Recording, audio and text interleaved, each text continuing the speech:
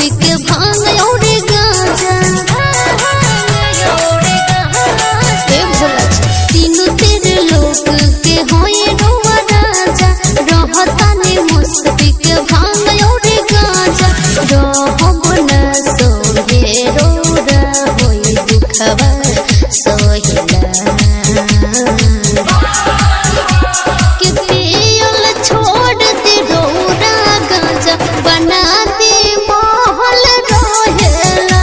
कि पियल छोड़ दे रोरा गांजा बना दे महल रहेला बना दे महल रहेला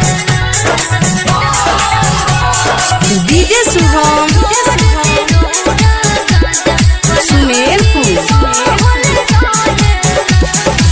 सखी सहेली तन मारस चलते रहुरा कहे भिखारे संगे कोई से रहब गहुरा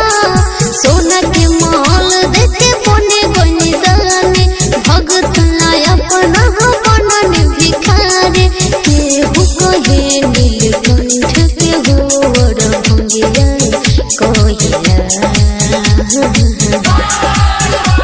कि पियल छोड़ दे रोरा गांजा बना दे महल रहेला कि पियल छोड़ दे रोरा गांजा बना दे महल रहेला बना दे महल रहेला डीजे शुभम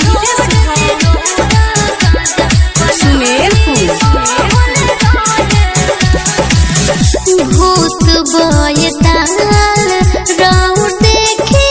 डोरे मनवा भांगिया के देखे खुश रही भर समानवा सावन के रिमझिम बरस बदरिया देखी खुद भेजो तारे सबर कंवरिया राजो सिंह सविता योले चलवा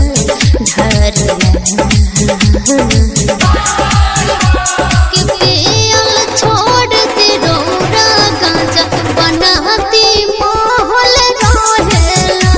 कि पियल छोड़ दे रोरा गांजा बना दे महल रहेला